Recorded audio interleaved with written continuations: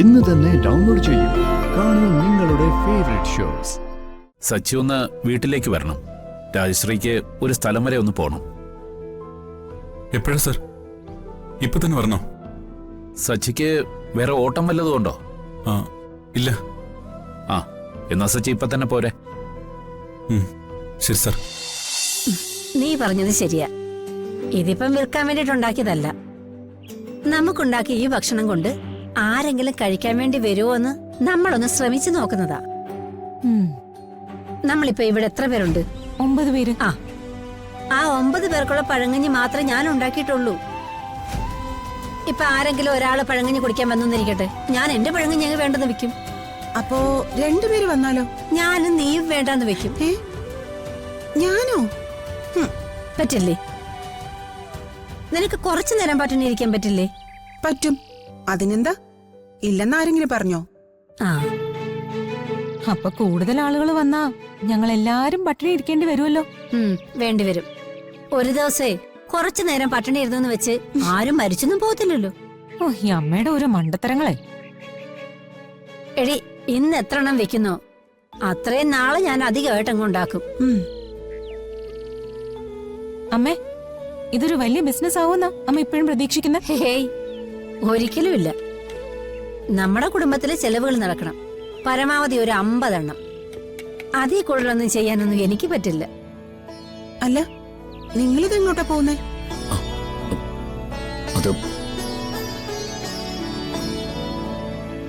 എന്താ നിങ്ങൾ അങ്ങോട്ടും ഇങ്ങോട്ടും നോക്കുന്നേ? മീരെടുത്തി മറന്നുപോയോ? ഡോക്ടറെ കാണാൻ പോകുന്ന കാര്യം രാവിലെ പറഞ്ഞതായിരുന്നല്ലോ. ആരോട്? എന്നോട് പറഞ്ഞിരുന്നോ? ഇവര് പറഞ്ഞു കാണും, നീ മറന്നതായിരിക്കും. അമ്മേ, ഞങ്ങളൊന്ന് ഡോക്ടറെ കണ്ടിട്ട് വരാം.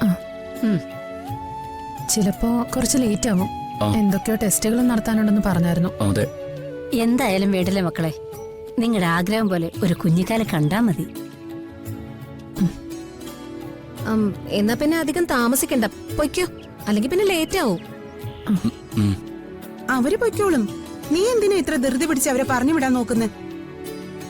അല്ല, സമയം പോവും, അതുകൊണ്ടാ. എന്നാ പിന്നെ ഞങ്ങൾ പോയിട്ട് വരാം. ശരി മക്കളെ, ചെല്ല്.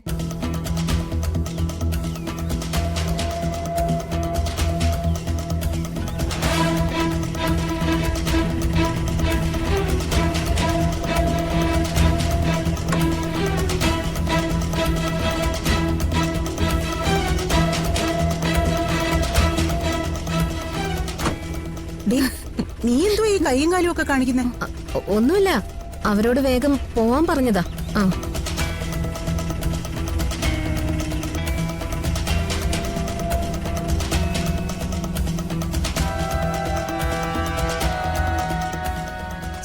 ഇനി ആരെങ്കിലും വരാതിരിക്കോ? നമുക്ക് നോക്കാം. ആരെങ്കിലും വരാതിരിക്കില്ല. നോക്കിക്കൊണ്ട് ഇവിടെ ഇരുന്നോ.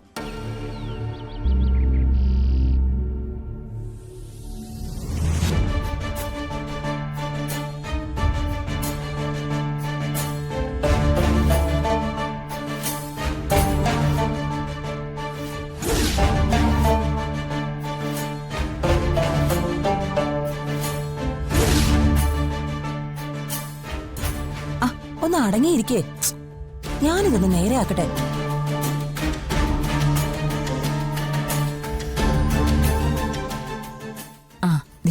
അച്ഛമ്മ വന്നല്ലോ.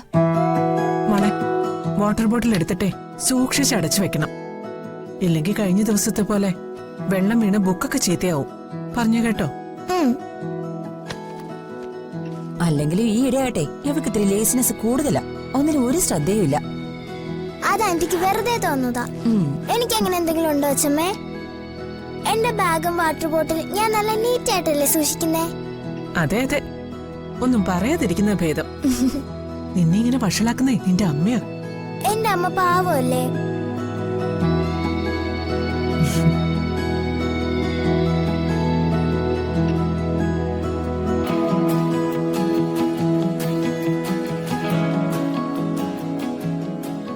അല്ല, സമൃദ്ധിയത്തെ എവിടെ പോന്നു? ഇന്ന് ഗൗരിമോളെ ഞാൻ സ്കൂളിൽ കൊണ്ടുവിടുന്നു.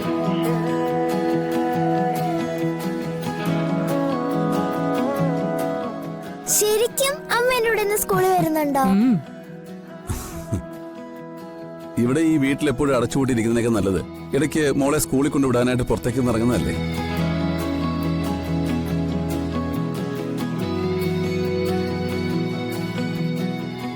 എനിക്കാണെങ്കിൽ നേരെ ഓഫീസിലങ്ങ് പോവുകയും ചെയ്യാം. ഡോ, താനേ ഒരു ഷോപ്പിംഗ് കഴിഞ്ഞ് പതിയെ ഇങ്ങ് വന്നാ മതി. കഴിഞ്ഞില്ലേ മോളെ? എപ്പോഴേ കഴിഞ്ഞു. വാ പോവാം. ആ വാ വാ അമ്മേ.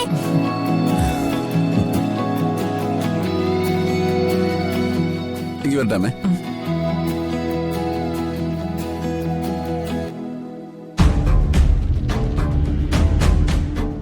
അമ്മയ്ക്ക് ഒരു ടെൻഷനും ഇല്ലേ? ഞാൻ ടെൻഷൻ അടിച്ചിട്ട് എന്താ കാര്യം? എന്തൊക്കെ സംഭവിക്കണമെന്ന് ദൈവം തീരുമാനിച്ചിട്ടുണ്ട്. അമ്മേ, അവള് സ്കൂളിലൊന്നും പോകുന്നതല്ല. അത് നമ്മളെ വിശ്വസിപ്പിക്കാനുള്ള ഒരു മറയാ. അവള് പോകുന്നതേ ഇടമറ്റത്തെ ഓർഫനേജിലേക്ക് തന്നെയാ. നമ്മൾ ടെൻഷൻ അടിച്ചാലേ ഇല്ലെങ്കിലും സംഭവിക്കാനുള്ളത് സംഭവിക്കും.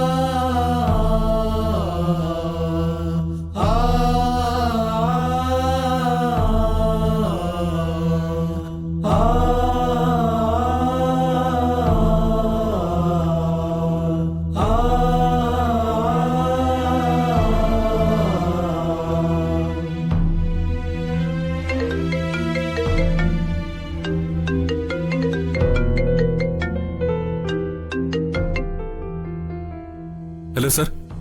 സച്ചി എവിടെയാ? ഓട്ടത്തിലാണോ? അല്ല സാർ, ഞാൻ വീട്ടിലാ. എന്താ സാർ? സച്ചി ഒന്ന് വീട്ടിലേക്ക് വരണം. രാജശ്രീക്ക് ഒരു സ്ഥലം വരെ ഒന്ന് പോണം. എപ്പോഴാ സാർ? ഇപ്പൊ തന്നെ വരണോ? സച്ചിക്ക് വേറെ ഓട്ടം വല്ലതും ഉണ്ടോ?